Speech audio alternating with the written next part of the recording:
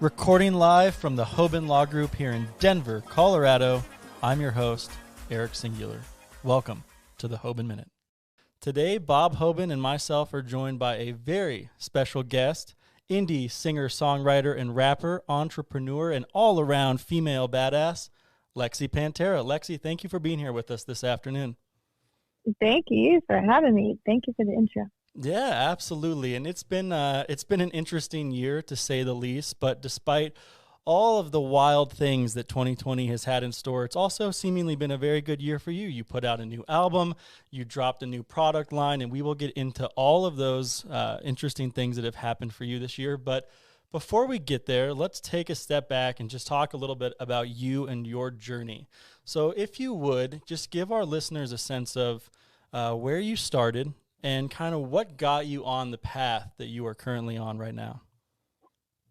Well, I started singing ultimately 17, was professionally trying to do that for a while, and then I started a Twerk Out Class, which is a fitness dance class based around twerking, and I created that, and that went crazy because of the back end of celebrities that joined and the push that I had with a viral video that went viral at the same time. That's kind of what pushed my whole career up and, got to be well known, I guess. And ever since then, I've just been focusing on, Twerk Out Class and music and acting. And I'm just an all-around entertainer. So kind of wherever that's going to put me, that's where I'm at. Well, and let's talk for a minute about the pandemic, because so many of the people that we've talked to on this podcast have been impacted by some way in the last, let's say, 8 months.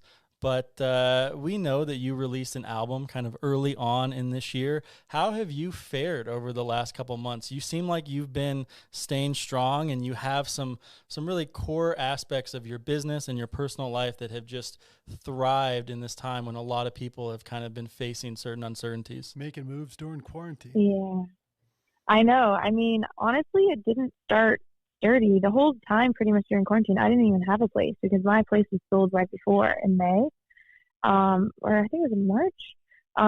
And so I was like kind of going, like I was dating someone, so I was staying with them, and then I would stay with my family. So I was very definitely not sturdy in I had anxiety, it was going crazy. But I think I'm just a hustler. So when these things hit and come around, my mentality is, okay, well, how do you make money through these? What do you do? How do you, times change. So you have to learn how to change with the times. So, and make it from there. And that's just kind of what I had to do. And it was a lot of work and a lot of self-reflecting, and it went really well for me. And a lot of, doing things outside of the box that people maybe would be afraid to do. And it worked out in my favor. You have to take risks, and I think I benefited a lot of that. So no, you have to keep evolving, and it sounds like in following some of the things you're doing that you've in 2020 you've used the time to sort of move and evolve, move into more singing and more rapping, and sort of versus some of the other kind of things that you do by way of dancing and otherwise. So talk about that for a second. What is there just a moment in time and you seize it, or have you been driving towards this moment for a long, long time? Tell us a little bit about what drives you and just how you get motivated to keep moving. I feel like with the music stuff, I wanted to do a switch over because I feel like rapping, you can get more of a story out.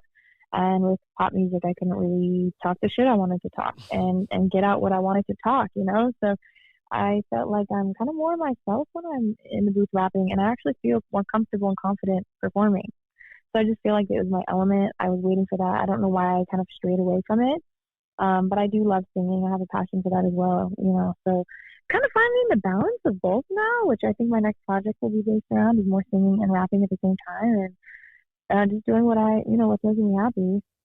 And who are some of the rappers that you have really looked to for inspiration? Who did you listen to when you were growing up or in recent years that make you go and spit hot bars? I'm like, make me. I don't. Honestly, okay, so there's some new age rappers definitely that are inspiring me, as well as older rappers. And I would say new rappers would be like Meg Thee Stallion, Cardi B, as well as Tupac and Lauryn Hill. And I have literally a very, very broad spectrum of music taste for sure. I love all the '90s R&B artists and hip hop artists because that was my generation. So those, yep, that's who taught me. Tupac, hopefully one day in heaven he could be my boyfriend. No, I hear you. I hear you. No, that is true. And by the way, what a great period to sort of come up in hip hop and rap, and even that period right before the Yo MTV Raps generation. That's some pretty good so stuff. Funny. Yeah, those music videos and stuff. Oh, damn right. But listen, let me ask you this: working in this space as a female. And a badass female, as Eric pointed out earlier, what kind of advice do you have for young female entrepreneurs, young female singers and songwriters? We might have a little bit more of a battle, but we women are very powerful and we run this shit. So don't let a man tell you what you can or can't be. and just stay passionate. Do what you genuinely love to do. And I don't think, you will have problems. Just stick with your morals and wear your crown high, It's a battle. It's a battle being a woman in the industry in any type of way. So there's a lot of advice in that aspect. Going from being screwed over in the industry to being overly sexualized in the industry. A lot of things that go under the radar that aren't talked about. It's a crazy business. And I feel like every business is like this, but more the entertainment business is a little bit crazy. So to your point though, getting screwed over, having bad business partners at some time or another, at least not knowing what you don't know when you get into a business. Yeah, you got to learn. Exactly. It's more of learning the business and being surprised by the business of it. The deeper you go, the more you learn, and that's the cool part. And it's just scary. It's scary too. So were you born with this or did you learn this? How do you not take no for an answer in this industry, especially as a female? That's so funny. I guess I was just born with it. I don't know. I really don't fucking know. I'm very insecure in ways, but I'm very, very confident in ways, because I just feel like no one can judge my art. There's no way. If I fuck up and I'm doing surgery, yeah. But how are you going to judge my vocal or my music that I'm writing, which is my pain from my relationships and my whatever the hell it is, So I think in that aspect, I'm like, damn, I fucking like it. So I'm going to put it out. And then I feel like other people, they'll like it too. There's going to be someone similar, or they can feel for it, that will like it, that will catch the attention of someone. And to change one life, I mean, shit, that's cool too. Yeah. Let's talk for a moment about cannabis, because that's something we know a lot about, and that's something we talk a lot about on this podcast. So what has your life experience with cannabis been? Okay, let's see. First time I got high off of weed smoking, I couldn't read the menu of McDonald's. And it kind of put me in a different world. I felt like I was kind of an alien. I was like, I'm going in and out of reality. I didn't really understand what it was, and it was just, I did it for fun. And I was probably 21. I didn't start using cannabis products for a while. I didn't try it in high school or anything like that. So I wasn't like a smoker, did edibles, nothing like that. And then after that, I didn't do any cannabis related products at all for a while, until I think I want to say 5-6 years ago, 5 years ago maybe. I had boyfriends that were into it, and I hated it. I actually didn't like it when they were doing it. I'm not gonna lie. I definitely broke up with one or two men because of cannabis, and now it's heavily, heavily involved in my life. And heavily. $1 billion industry as well, which is just crazy. Wild. The explosion. My mind switched over. Yeah, it's an explosion, and it kind of relaxes me and my anxiety, and I have a lot going on because I'm an artist. It's a 24-hour job, and I feel like it kind of gets my mind off things sometimes, How about creativity? Using cannabis to God, sort of think it about overly creative on it, because I'm already creative and crazy. Cannabis definitely gets me in my active element for creative space. Yeah, for sure. Talk a little bit about how cannabis culture and cannabis and culture has influenced what you do and what you talk about, what you rap about, who you get involved with. Um, it's interesting. My friends are like, "Why don't you rap? You're just kind of like a rapper." I'm like, "What do you mean? Like, what's the stigma of a rapper? Like, what does that mean?" They're like, "You're in sweatpants and you smoke weed all day and you're like rapping around." I'm like, "That's kind of interesting and a stigma. I guess it's true." I think of it more as like a wellness thing, not social lifestyle, like coolness aspect. No, not so much. I definitely like edibles and CBD products and healing bath bombs and all that type of stuff, you know. But it's cool, you know. It's definitely an aesthetic. Just smoking or cannabis in general is an aesthetic with the hip hop community and the oceanside community. Now it's goddamn every community, I feel.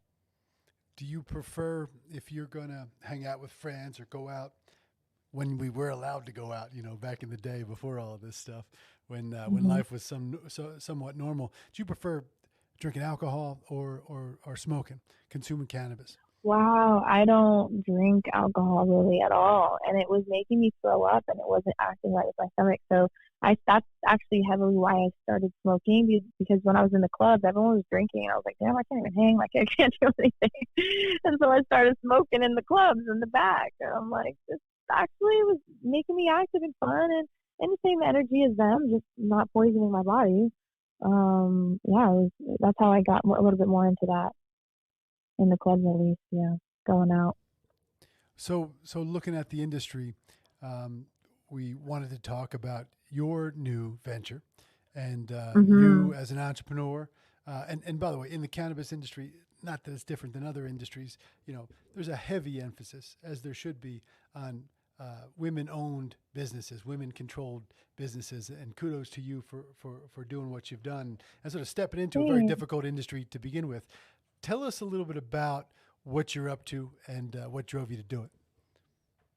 I definitely cannabis is involved heavily in my lifestyle and just in general every day. And I feel like naturally, I smoke more than anything else. And I don't like the way it smells sometimes on my hands and all this stuff. And just sometimes the way it looks a little, I want to call ratchet. So like I like to class it up a little bit. And I found these rings and I named them myself and I said, this is called the Baddie Blunt Ring. And I designed my first one, which I have now, and I'm so excited to launch it. And it's actually my logo, which is my hand. It's like a rock star logo, kind of. I call it a rock star logo with all my rings, and it's super detailed. And I got my jeweler friend to help me make it. And now you put your glass blunt ring or your joint or whatever you're smoking out of it pretty much fits in, and you can put it on your finger just like a ring and smoke out of it.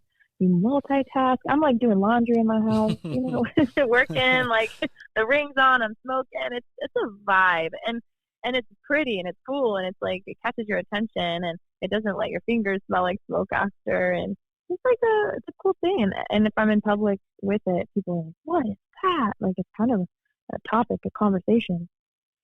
Well, it's an interesting thing because I know you're in California, and California has always been kind of it's been the heart of cannabis culture for such a long time. And Hmm. what's interesting about what you just said and the Baddie Blunt Ring is that when cannabis was illegal, no one was really overly worried about the glamour of it. But now that cannabis is this multi-billion-dollar industry that has become normalized, and now my parents' generation are going to dispensaries and buying cannabis products, there is this totally new need where it can't be like it was It back needs in the to be cool 70s. now. Yeah, and it needs to be It needs to glamorized. be like an Apple product. Exactly. And so it's It's interesting and true. And that's just innovative. business money makers, right? Like we all come up with ideas. That's what I'm saying, like a hustler. Like I'm like, this is cool and it's fun and I believed in it and I was like, why not? And that's how things that's how you advance with the times again, So, so people are listening to this. So, give us a visual of the Betty Blunt Ring, and I've seen it online. And first of all, where can people go look at the Blunt Ring? Yes, it's actually on our website. You can go on Instagram at Baddie Blunt Ring, and it's DDIE, the Baddie. And we have a couple styles. There's a rose, which is basically So it's a little thing. It's a circle. It fits on your, just like a ring, and then it kind of stands up like a stick, and then it has the logo on the end, which could be my logo. It could be a rose. It could be a pray hand. It could be two people kissing. It's kind of like very animated at the top, so it's very cool. So whatever that is, it's holding your joint, and it's very small. You know, you can put it wherever. It's nothing crazy. Throw it in your bag. And they're gold and silver. They come in, and rose gold as well.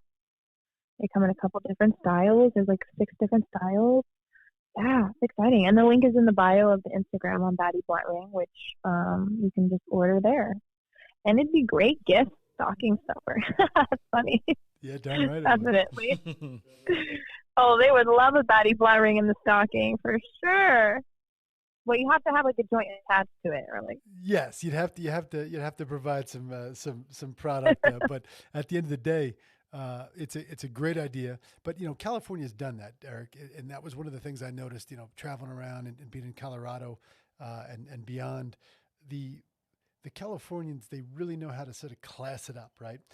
Whether it's this blunt ring or just even the styles of some of the early vape pens in California. Yeah, definitely sleek and not super in your face. Nice to look at, and like not just something that you stuff away in a pocket. So pretty discreet, cool. Discreet. Exactly. Discreet but pretty. Exactly. Always tasteful and pretty. But what's next for Lexy Panterra? What are you doing this year? What's your plans for 2021? Is there any realistic notion of getting out? Are people touring or planning to tour in 2021? Man, I don't really think so. And I feel like who knows after the election. So my plan will be to make another project, to hone in really and get ready for when the world does open back up, so that I'm fully prepared to go on a tour. And then to build out these brands, these mini brands that I like to carry while the world's closed. So I think that gives everyone an opportunity to do those things, prepare for what you want and to work on what you're doing at the moment and build your foundation and grounding, as well as getting involved with the world, helping out where we can and getting close to family. Like those are my, focuses right now. No, that's an awesome strategy. And we're excited. We're excited for whatever is next for Lexy Panterra. We will definitely be the new album, baby. Stay posted.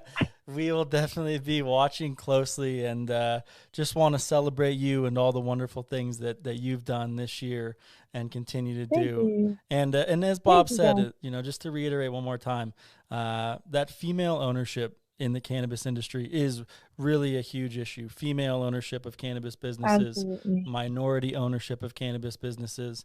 And so it is it's such a pleasure to have you on today and talk a little bit about your life. Thank you. I appreciate it. Everyone needs an equal share. I appreciate you for having me, and listen to the Baddie Vibes album. Let me know which one's your favorite, you guys. And hopefully I can be back with a new Baddie Blunt Ring talking about it soon. Well, we'd love to have you on again. Thank you. Thank you, guys. Thank you for listening to this episode of the Hoban Minute.